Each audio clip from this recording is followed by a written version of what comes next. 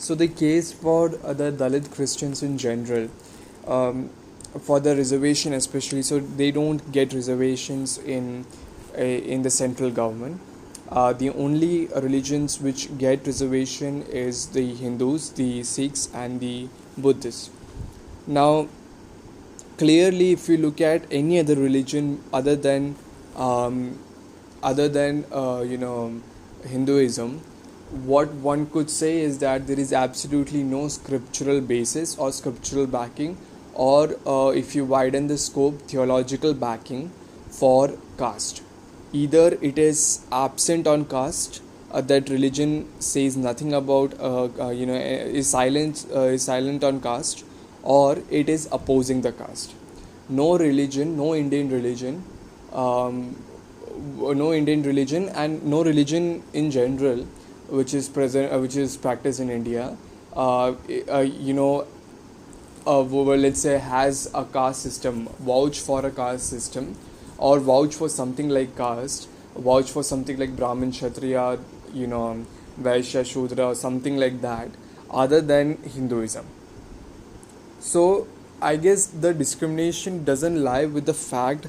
Many people say that the discrimination lies with discrimination lies with the fact that only Hindus are given reservations, and the people of other religions are not given reservations, when the discrimination is present in other religions as well. I guess, I suppose, in my opinion, that there could have been a reasonable classification if reservations were just given to Hindus, Hindu SCs, and not to any other SCs.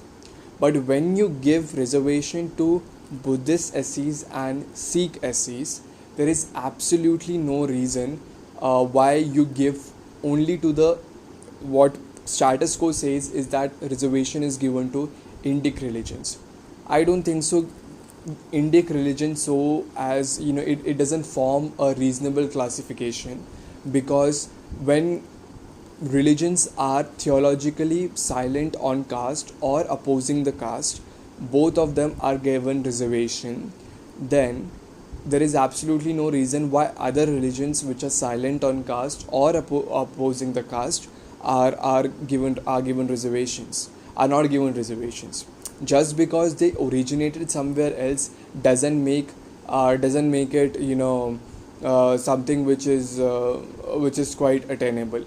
If you look at the roots of Hinduism, we would see that it perhaps many people argue that it was not originated in India. I mean, if we follow the, like, if we are the Marxist version of Indo-Aryan migration, so to speak, then definitely we see that this religion, the present Brahminical religion, is not native to India. However, irrespective of that fact, the reason is that it doesn't form a reasonable classification. It doesn't matter whether religion originated in India or whether religion didn't originate in India. If the religion is absent on caste, is theologically silent on caste, or it is against caste system, then you do not give reservation to those people. If you are giving reservation on the basis that caste discrimination still exists, even if they change the religion, then give to all religions irrespective of caste. The problem doesn't come, well, when you give reservation to only Hindus and not to any other religion. The problem comes when you give reservation to Hindus, Sikhs, and Buddhists. Sikhs and Buddhists, both of them either silent or historically either silent or against caste system, are given reservations on the fact that they are discriminated, and or they have been discriminated. And if you look at the same thing which applies for India, Dalit SCs, Dalit SCs, Dalit Christians, Dalit Muslims, etc. They are discriminated. Okay, so that is one thing. Now, uh, in my opinion, there is a difference. In my opinion, there is also a fact that if you look at the purpose of reservation or the practical purpose of reservation, it is, and if we debate it anyhow, it's a very controversial issue. I know that. But for example, let's say if we talk about representation being the only criteria for reservation, that is to say, there needed representation, and let's say if we vouch for that, because just representation is the criteria, therefore it should be a reservation for reservations should be provided for eternity. Still, that doesn't mean that Dalit Christians or Dalit Muslims should not be given reservation, because they also represent the SC community. Just because they do not have a religion doesn't mean that they represent the SC community, right? Uh, Secondly,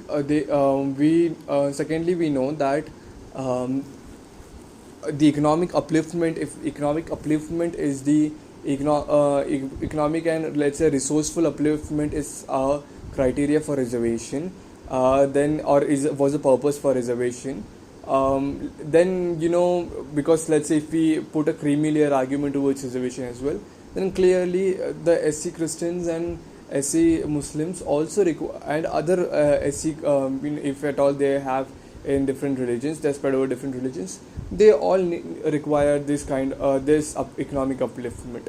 If social discrimination in the past was a reason, then they are socially discriminated in the past as well as in the present, right?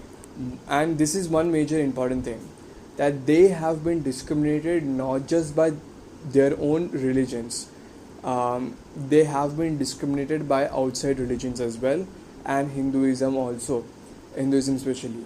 And this I could say with regard to the Christians in Kerala, SC Christians in Kerala. Definitely, the Syrian Christians look down upon the SC Christians, no doubt about it. But Hindu Brahmins and Hindu community in general also were looking down on Syrian Christians. They were, if you look at even the historical cultural position that was given to a Syrian Christian and to a Dalit Christian, there is a lot of difference in that. Nowhere, like, even though at various points of time there would have been clash between the two communities in Kerala, some small clashes, and because many communities were becoming Christians, etc. Syrian Christians definitely were given a lot of respect, and the non-Syrian Christians, who are, let's say, the SC Christians, were treated badly, even outside the religion, not just within their religion, even outside the religion. And moreover, if we look at the fact that now, because it's up to the government, and government is also having this Hindutva ideology. Based on this Hindutva ideology, many in the government say that originally, theologically, there was absolutely no backing for caste as it represents today. Many sociologists and many of us might not agree with it. Many people might agree with it, but the current Hindutva, and not just Hindutva, even outside Hindutva, many people do agree. Like those who do not want to brand themselves as followers of Hindutva, many Hindus do agree that if we go across the scriptures, Hindu scriptures, there is caste was not something which was prevalent as it is today. In the sense, it was not, it was not static. It was something which you could change your caste. You could move, just like you change your occupation. If you change your occupation, you change your caste. Something like that, right? They quote different verses, etc. So technically, you are saying that even Hinduism, because I read in one of these criticisms against giving SC reservations, they say that caste is something which you cannot change, right? So therefore you should not give, let's say, a caste is something. So that particular magazine was saying at first that, first of all, this argument of Hinduism is a curse on caste or something, it's wrong.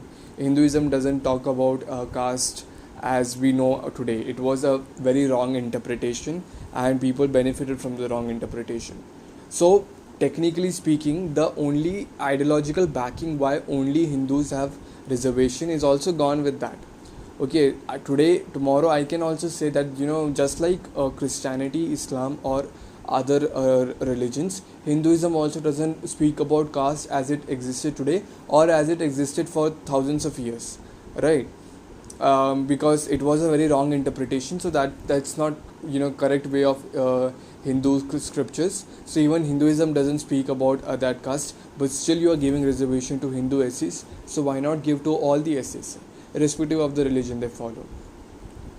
Uh, One of the so this is with regard to um, with regard to reservations of SCs in general.